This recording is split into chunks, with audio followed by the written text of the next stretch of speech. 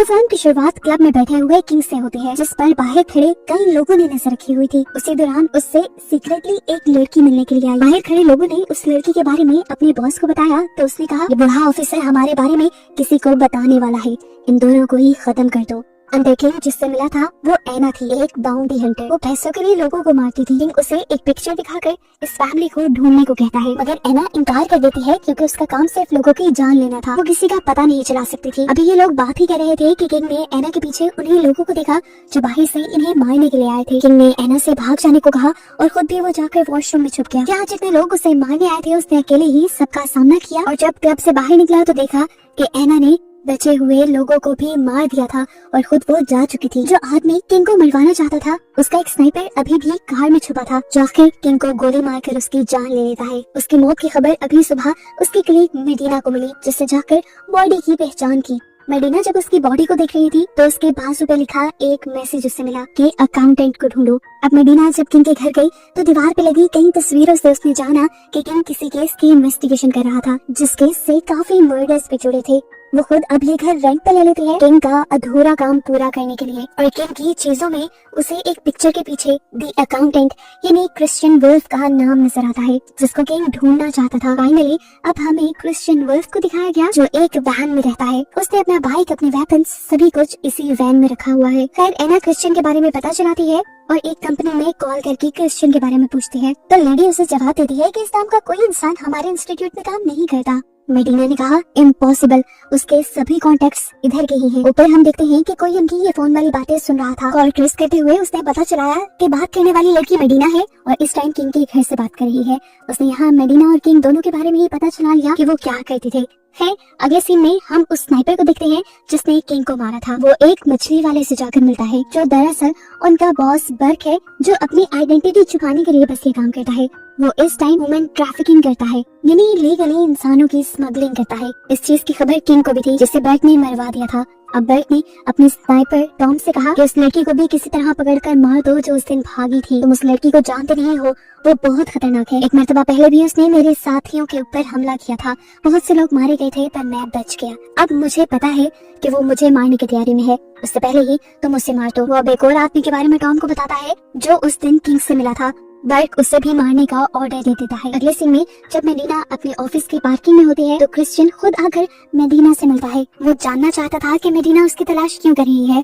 उसने मेडिना से पूछा मुझसे क्या चाहती हो, तो मेडिना उसे किंग के घर ले गई। वो बताती है कि मरे हुए किंग के हाथ पे तुम्हें ढूंढने की रिक्वेस्ट थी। वो दीवार पे लगी कई तस्वीरें क्रिश्चियन को दिखाती है और कहती है कि किंग इस केस की इन्वेस्टिगेशन कर रहे थे, पर मैं नहीं जानती ये चीजें किस तरह इंटरलिंक कर रही है और इन सब का तुम्हारे से क्या ताल्लुक है। ये सब बताने के बाद मेडिना सो गई। अगली सुबह जब वो उठी तो उसने देखा कि पूरी रात क्रिश्चियन ने इसी केस के ऊपर काम किया था। वो मेडिना को बताता है कि किंग असल में पैब्लो नाम के एक इंसान को ढूंढना चाहता था। वो अपनी फैमिली के साथ मेक्सिको बॉर्डर पर रहता था। फिर पैब्लो की सेपरेशन हो गई। उसकी वाइफ ने कई जगह और काम किया जिसके बारे में मैंने उसके अकाउंट्स से पता चलवाया है। अब ये लोग पैब्लो को ढूंढने के लिए पहले उसकी वाइफ को ही ढूंढने का डिसाइड करते हैं। यहाँ पे उसने लास्ट टाइम जॉब की थी। ये लोग उस फैक्ट्री में पहुंच जाते हैं। फैक्ट्री के मालिक से जब ये लोग उस लड़की के बारे में पूछते हैं तो वो आदमी कहता है मुझे क्या पता, यहाँ हर रोज 100 की तादाद में औरतें आती हैं काम करने के लिए, हर एक का नाम मैं थोड़ी जानता हूँ। वो आदमी जब पैब्लो की वाइफ का पता बताने से मना करता है तो क्रिश्चियन उससे कहता है मेरे पास तुम्हारी फैक्ट्री के अकाउंट्स का डेटा है, तुम अपनी सेल्स को कई गुना ज्यादा शो करते हो। साफ मतलब है कि तुम अपने ब्लैक पैसे को व्हाइट करते हो,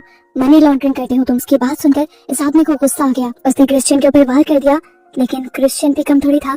इन दोनों की आपस में लड़ाई हो गई और उस आदमी के कई लोग क्रिश्चियन से लड़ने के लिए आ गए, जिन सबको क्रिश्चियन ने खूब पीटा और उसके बाद दोबारा उसी आदमी को पकड़ लिया जिसने बताया कि मेरा कोई कसूर नहीं, एक दूसरा आदमी लड़कियों की स्मगलिंग करता है। यहाँ से निकलने के बाद क्रिश्चियन अपने भाई को कॉल करता है और उससे कहता है कि मैं चाहता हूँ कि तुम मेरे पास आकर मेरी एक केस में हेल्प करो। क्रिश्चियन का भाई कहता है ठीक है और वो एक घर से बाहर निकलता है और पीछे हमें दिखाया जाता है कि इस घर में उसने बहुत से लोगों को मारा हुआ था।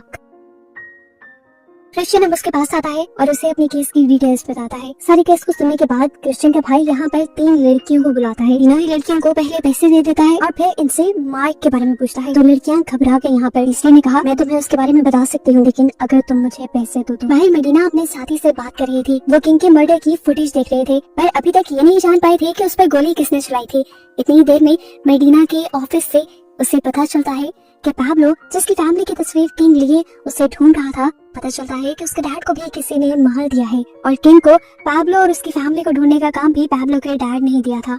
मेडिना को एक और रिपोर्ट भी मिली थी कि पैब्लो के गांव में इंसानों की स्मगलिंग आम थी। इसी स्मगलिंग के दौरान जब ये लोग पकड़े गए तो उन्होंने सभी आदमियों को मार दिया जिन्हें पकड़ा था। इसी में पैब्लो भी मर गया था। ऊपर वो लड़की मार्क को बुलाकर यहाँ से चली जाती है। मार्क के आते ही क्रिश्चियन उसे मार मार कर मेडिना की गाड़ी की डिग्गी में डाल देता है ताकि वो पुलिस के जरिए इससे इन्वेस्टिगेशन करवा सके। यहाँ क्रिश्चियन अब एक हैकर से हेल्प लेता है ये केस सॉल्व करने के लिए। ये हैकर बाज़ाहिर तो स्पेशल बच्चों को कंप्यूटर कोर्स करवाती थी, लेकिन दरअसल उनके जरिए हैकिंग से किसी का भी पता चला सकती थी। मेडिना कहती है कि जैसा काबिल ऑफिसर अभी पता नहीं चला पाया तो मैं नहीं मानती कि तुम्हारी टीम ये सब पता कर पाएगी। उस हैकर ने मेडिना की बात सुन ली और अपने लिए इस चीज को एक चैलेंज बना लिया। ये लोग अब उस लड़की यानी एना से मिलना चाहते थे जो लास्ट टाइम किंग से मिली थी। इनको लगता था कि जरूर किंग ने केस की सारी डिटेल्स उससे बताई होंगी। वो लड़की उस दिन की सीसीटीवी फुटेज निकालती है सड़कों की, लेकिन फुटेज में एना का चेहरा नजर नहीं आता क्योंकि एना ने चेहरा नीचे किया हुआ था पहले से ही, क्योंकि वो जानती थी कि सीसीटीवी में उसका फेस कैप्चर हो सकता है।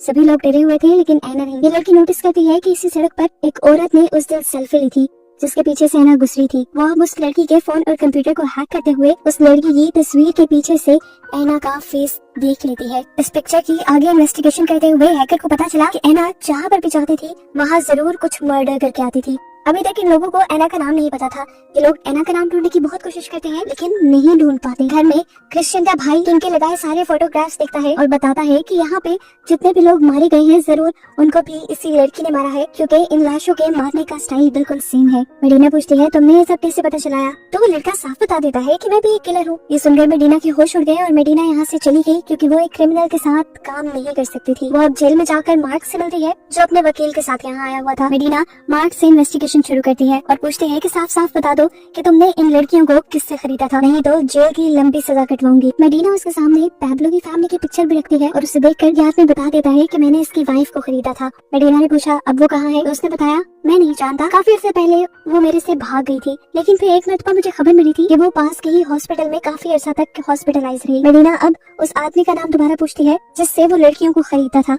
इससे पहले कि वो कुछ बताता पीछे से टॉम उसे शूट कर देता है। हम देखते हैं कि अब मेडिना उस हॉस्पिटल में जाती है जहाँ पर पैब्लो की वाइफ एडमिट रही थी। डॉक्टर से पूछने पर उसे पता चला कि किसी ने उसके साथ गलत करने की कोशिश की थी और जब टीना ने अपने आप को बचाया तो उस लड़के ने उसे बहुत ज्यादा मारा।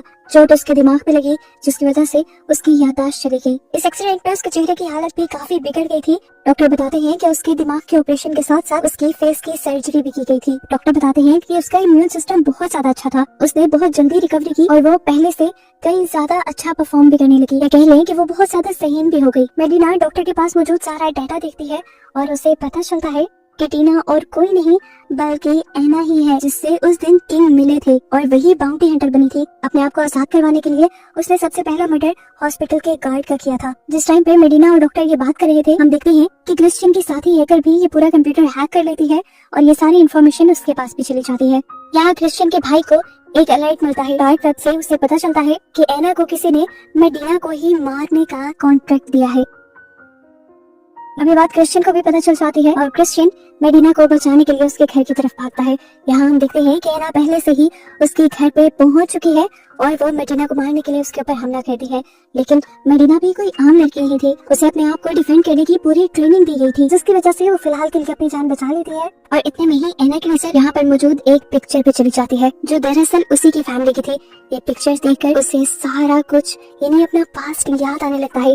उसके दिमाग में वो सारी कहानी घूमने लगी जो उसके साथ हुआ था। उसके गांव के सभी लोगों को कुछ लोगों ने जबरदस्ती पकड़ लिया था। इन बुरे लोगों ने सभी औरतों को पकड़कर बर्फ को बेच दिया था और यहाँ पर इन्हीं के सामने इनके हस्बैंड्स को मार दिया गया। इतनी देर में यहाँ पर क्रिश्चियन भी पहुंच चुका था। एना को खोया हुआ देखकर वो समझ गया कि एना को सारी बातें याद आने लगी हैं। वो उसे ऑफर करवाता है कि मैं तुम्हारे बेटे को तुम्हें ला के दे सकता हूँ, मैं जानता हूँ वो कहाँ पर है। एना ने जवाब दिया कि अब मुझे वो नहीं चाहिए, मैं उस लाइफ को छोड़ चुकी हूँ। ये कहने के बाद एना वहाँ से चली गई और क्रिश्चियन घायल मेडिना को हॉस्पिटल लेकर गया। अब यहाँ पे हमें बर्ड को दिखाया गया जो ह्यूमन ट्रैफिकिंग करवा रहा था। उसे ये बात तो पता चल गई थी कि मेडिना उसके पीछे पड़ चुकी है, इसलिए उसने पहले ही एना को मेडिना को मारने के लिए भेजा। लेकिन जब उसे पता चला कि मेडिना अब भी बच गई है तो वो समझ गया कि अब उसका बिजनेस और वो खतरे में है। उसने अपने आदमियों को कहकर अपने इलीगल सारे कामों को छुपाने का कहा।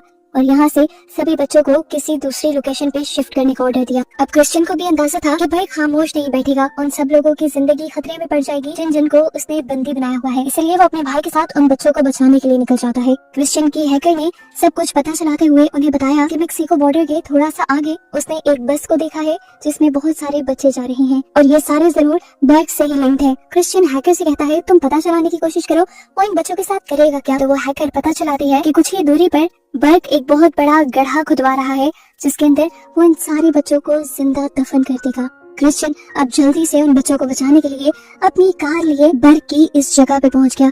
उसने जाते ही धड़ाधड़ फायर करके कुछ गार्ड्स को उड़ा दिया, जिसके बाद वो गाड़ी लेकर और आगे बढ़ गए। यहाँ पर बर्ग के लोग उसकी गाड़ी पे धड़ाधड़ फायर करना शुरू कर देते हैं, इसलिए ये दोनों गाड़ी से बाहर निकलकर कहीं छुप गए। वहाँ से उन्होंने देखा कि टॉम यानी बर्ग का वो स्नाइपर सभी बच्चों को तेजी से बस में बिठा रहा है। उनको बचाने के लिए पहले इन्हें उनके सामने आने वाले गार्ड से लड़ना था और इनको रोकने के लिए वो गार्ड्स इनके ऊपर एक बॉम्ब फेंक देते हैं, लेकिन लकीली ये दोनों बच गए। इसके बाद क्रिश्चियन ने अपने भाई को कहा कि तुम उस बस के पीछे जाओ, मैं यहाँ सबको संभालता हूँ। जाते जाते वो भी किसी हीरो की तरह यहाँ मौजूद गार्ड्स को मारता जा रहा था, लेकिन अब एक गार्ड ने उसे जख्मी कर दिया। टेंशन में आने के बजाय वो हंसने लगा क्योंकि उसे पता था कि अगले ही पल यहाँ पे क्रिश्चियन आने वाला है। क्रिश्चियन ने उस गार्ड को भी मार दिया और अपने भाई को भी बचा लिया। हम देखते हैं कि टॉम बस को उस जगह पर ले आया था जहाँ सभी बच्चों को उसने गाड़ना था। तेजी से भगाते हुए उसने सभी बच्चों को गड्ढे में जाने का कहा। इतने यहाँ पर क्रिश्चियन और उसका भाई आ गए। यहाँ मौजूद सभी लोगों पर वो फायर करने लगे। टॉम अब देख चुका था कि वो उसे भी मारने के लिए उसके सामने आएंगे, इसीलिए वो पैब्लो के ही बेटे को गन पॉइंट पे ले लेता है। बच्चे को बंदी बना देखकर क्रिश्चियन भी थोड़ा सा डर गया। वो बस के अंदर आया, उसने गन टॉम पे ही पॉइंट की हुई थी। अपने डर को काबू करने के लिए वो एक पोइम पढ़ने लगा और उसके बाद उसने एक गोली चला दी जो ठीक टॉम को लगी और टॉम सब लोगों को खत्म करने के बाद ये दोनों अब सभी बच्चों को रेस्क्यू कर लेते हैं और इन्हें लेकर वापसी के लिए बढ़ते हैं। दूसरी तरफ दिखाया जाता है कि क्रिश्चियन की हैकर ने एना को कॉल किया और उसे बर्ग की हकीकत बताई कि किस तरह वो ह्यूमन ट्रैफिकिंग करता है। उसी ने पहले एना को और उसकी गांव की लड़कियों को पकड़कर बेचा था और उनके हस्बैंड्स को मारा था और अभी भी वो बच्चों की ह्यूमन ट्रैफिकिंग कर रहा था, जिन बच्चों को क्रिश्चियन ने बचा लिया है। उसी की कैद में तुम्हारा बच्चा भी था जिसे क्रिश्चियन और बाकी लोग बचा चुके हैं। बर्ग की हकीकत जानने के बाद एना को बहुत ज्यादा गुस्सा आया और वो मारने के लिए उसे उसके घर पहुंच गई। बर्ग एना को देख के ही वहाँ से भागने की कोशिश करता है, लेकिन एना भी अपना चाकू लेकर उसके पीछे भाग जाती है और यहीं से सीन कट हुआ और कई हफ्तों बाद हमें मदीना को दिखाया गया जो बर्ग के सभी चीजों को सील कर चुकी थी। वहाँ से उसे ह्यूमन ट्रैफिकिंग के बहुत सारे और भी सबूत मिले थे। क्रिश्चियन और उसके भाई की मदद से वो इस केस में काफी प्रोग्रेस पा चुकी थी। बर्ग के अलावा उसने बहुत से लोगों को जो ह्यूमन ट्रैफिकिंग में इन्वॉल्व थे उनको पकड़ लिया था। वो अब दोबारा उसी एजेंसी में कॉल करती है क्रिश्चियन का थैंक यू करने के लिए जिसमें उसने पहले कॉल की थी। तो लेडी उसे बताती है कि इन दोनों नाम के कोई भी आदमी यहाँ काम नहीं करते। मदीना कहती है जानती हूँ। वो ये भी जानती थी कि क्रिश्चियन की हैकर ये सब कुछ सुन रही होगी। हम देखते हैं कि इसी हैकर ने उन सब बच्चों को भी अपने ही इस इंस्टीट्यूट में शेल्टर दे दिया था। मूवी के लास्ट सीन में दिखाया जाता है कि क्रिश्चियन और उसका भाई दोनों एक साथ ट्रिप पर जा रहे हैं और बस इन्हीं को दिखाते हुए ये मूवी यहाँ पर खत्म हो जाती है।